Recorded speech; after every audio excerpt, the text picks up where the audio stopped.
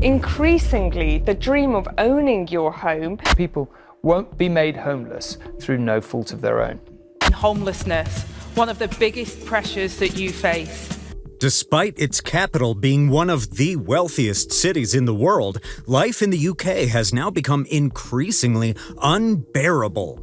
According to Statista, the average cost of a home in the UK is approximately £288,533, which is over £100,000 more than it was barely 20 years ago.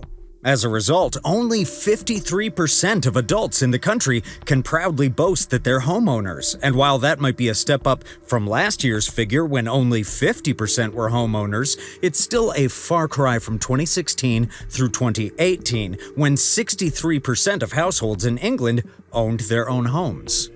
All of these statistics signal a growing gap between the rich and the poor, where a real estate agent can sell a piece of property for £16.5 million, but just outside the agency there's an encampment of tenants filled with homeless people. That's right. In light of the erosion of the middle class, homelessness is on the rise, with more young adults being forced to continue living with their families because they can't afford the astronomical rent prices and cost of living alone.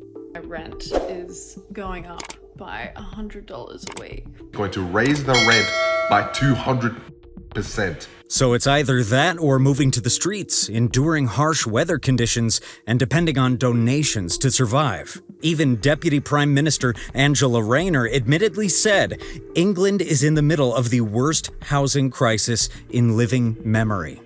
So what changed? How did the UK suddenly fall off, becoming one of the top first world countries with the highest homeless population per capita? I'm nearly 27 years old, and today I am moving back in with my parents. Unfortunately, it's difficult to isolate just one thing, and we have to look at a combination of poor policy decisions and implementation, insufficient housing supply, and the fact that wages have remained stagnant in the face of rising housing costs. This is why living in the UK has become impossible. We want to help people own their houses. The UK's housing crisis didn't spring out of nowhere, with the seeds of the impending wave of modern homelessness reaching as far back as the end of WW2 through poorly thought-out policies and a lack of long-term planning.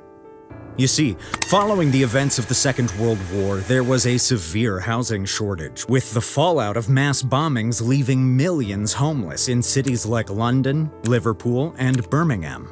The attack on Coventry was particularly destructive, with an estimated loss of 500,000 homes.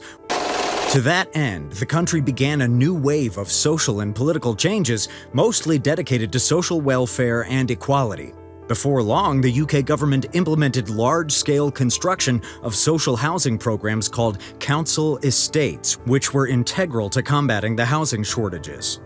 Local authorities built over 5 million homes between 1949 and 1980, allowing many homeless residents to become government tenants and ensure that they had a roof over their heads. And for the first time in a century, the housing shortage was at one of its lowest. Unfortunately, the British government couldn't continue dedicating a significant portion of its budget toward building houses, and by the late 70s, the administration was picking an interest in consumerism and private property. Of course, that also tallied with the changing sentiments of the general public. A 1977 high-profile housing study showed that for most people, owning one's house was a basic desire. Given the growing desire for homeownership combined with a cash-strapped treasury, it made sense for the increasingly unpopular Conservative Party, led by then Prime Minister Margaret Thatcher, to introduce a new Housing Act. Thus, the UK launched the Right to Buy Act of 1980, giving tenants of council estate houses the right to buy their homes after 3 years of tenancy at a discounted rate. In an excerpt from Andy Beckett's book Promised You a Miracle on the topic, the author said, "The right to buy. It was a clever slogan, clear, quick to say, easy to remember, and combining two of modern Britain's favorite preoccupations, personal freedom and purchasing, while also encapsulating the more seductive side of what the Thatcher government was offering the country. Her use of the word house the power and influence of this House. In the broadcast, when millions of council tenants actually lived in flats, was also significant. It gave the policy an aspirational flavor, reassuringly suburban rather than proletarian and urban.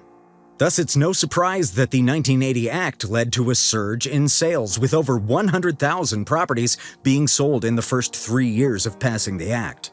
The massive sales overwhelmed the UK Treasury initially, and they're reported to have made nearly £47 billion from when the Act was passed till 2021.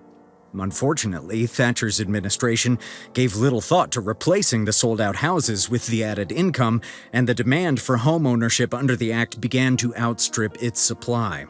To make matters worse, the 1984 Act extended the scheme's eligibility to include people with a 2-year tenancy and increased the maximum discount to 60%.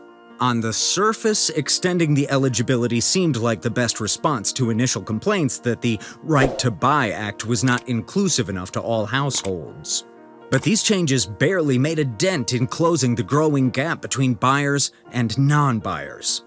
Data showed that buyers were more likely to have full-time work, whether manual or white-collar, middle-aged, and from dual-income households. On the other hand, non-buyers were more likely to be unemployed, low-skilled, single parents, or young adults living independently. More importantly, non-buyers were often concentrated in the worst council properties, dissuading them from buying the home they rented because they simply didn't like it. As a result, critics of the Act quickly pointed out that home ownership for wealthier council tenants was possible due to discounts paid for by their poorer neighbors. Despite these issues, the Right to Buy scheme is still alive and kicking in the UK today.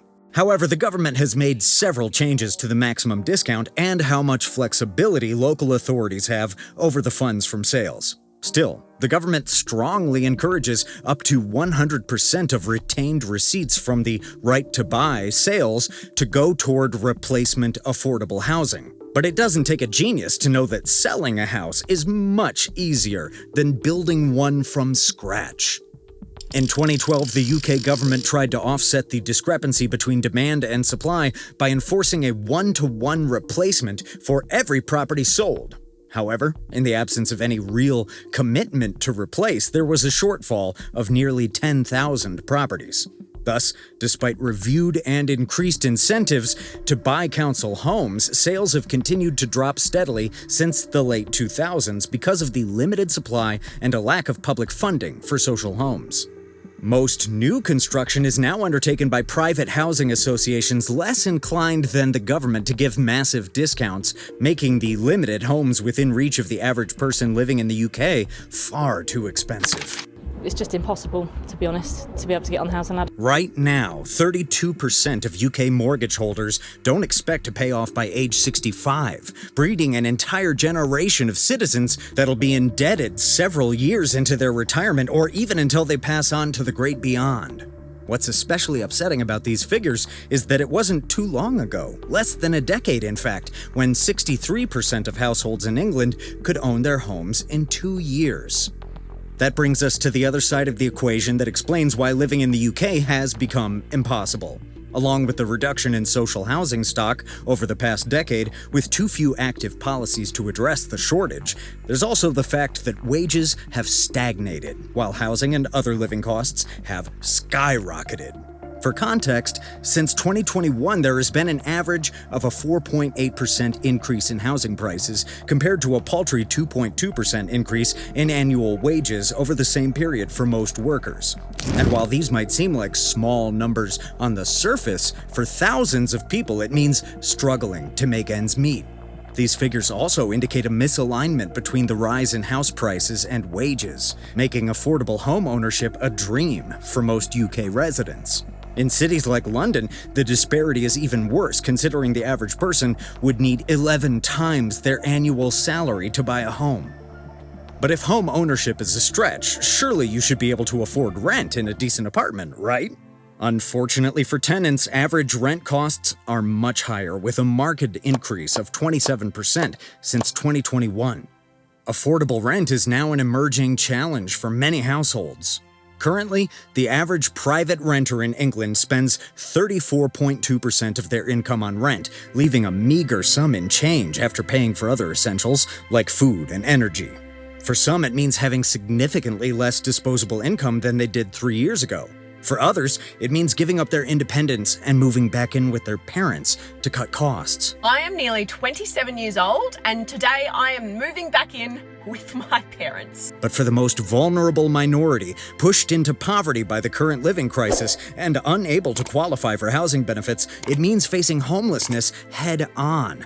The BBC reported that as much as 1 in 50 Londoners are homeless or living in temporary accommodation. And while that might sound like a reach, we also have to consider the nation's productivity, which is essentially flatlined since the 2008 to 2009 financial crisis. With most skilled workers living and working in major cities like London and around southeast England, that small area now makes up more than half of the country's GDP, while having a third of its population. As a result, residents in other parts of the country are more likely to be affected by the living crisis. Besides leaving the country in a sad state, littered with tents popping up on the streets and in public parks, homelessness also has far-reaching consequences for the individuals themselves. But even for people with homes, struggling to make ends meet with little to no disposable income and an even bleaker future is bound to take a toll on your mental health. About meeting your rent payments or facing the fear of eviction every month. Such a chronic state of stress would undoubtedly manifest as anxiety, depression, or even insomnia. That's the reality for many UK residents who now feel trapped in a cycle of unaffordable housing, eroding their self-esteem and contributing to a sense of hopelessness. It's truly a shame that thousands of residents in a first-world country have to contemplate lowly problems on Maslow's hierarchy of needs, like shelter and security. Taking it beyond the individual level, the UK's living crisis is rapidly destabilizing its communities. When families move frequently, it becomes difficult to build and maintain social connections, not to mention the stigma associated with being homeless or depending on temporary housing benefits. This social isolation can be detrimental to the well-being of such families, and for children raised in substandard housing, it increases the risk of developmental delays and behavioral problems, thus putting them at a severe disadvantage to their peers and setting them up for a life of long-term financial insecurity. Despite these negative consequences, fighting homelessness seems to be an uphill battle, with Crisis UK estimating that solving the problem will require more than £1.9 billion to provide affordable housing, support services, and mental health assistance. But some argue that despite the financial burden of solving homelessness, if the government is determined enough to resolve the issue, they can. After all, in March 2020, when the British government announced an Everyone In scheme, local authorities received a combined £700 million to tackle homelessness and rough sleeping. In less than 2 weeks, the government delivered on years of housing policy, supporting over 37,000 people in finding homes. A representative of Shelter and Crisis, a housing charity, admitted that the Everyone In scheme was truly unlike any other policy that had come before it in terms of its effectiveness. Unfortunately, less than 4 years later, all that good work seems to have come undone as the government silently axed the scheme, thus leaving thousands of people to return to the cold streets. The combination of inflation, interest rate hikes, a housing shortage, and a housing benefit freeze has caused a living crisis, pushing many people into poverty. Now some UK residents have to choose between buying groceries and putting a roof over their heads, a truly appalling showcase of the country's moral failure. So, given how multifaceted the UK's living crisis is, what's the way forward? For many people, it's obvious. The government has a huge role to play in increasing social housing stock. According to Matt Downey from Crisis, We are utterly determined to end homelessness. That would mean immediately suspending the Right to Buy Act, citing that only 4% of the 2 million plus homes that have been sold under the policy have been replaced. For others, the issue lies less with reducing current home ownership and more with supply. To that end, a spokesperson for the Department of Levelling Up, Housing and Communities said, "We are giving councils across London £350 million through the Homelessness Prevention Grant. This money can be used to help people find new homes and out of temporary accommodation." The government has also funded a few pilot studies to move rough sleepers straight into their own properties and provide support services to help them maintain their homes. And while these pilots have been a success, many experts still have worries that these schemes may not be able to help enough people, given the cost of the program. So how do you think the UK should solve its housing crisis? Let me know your thoughts in the comments section.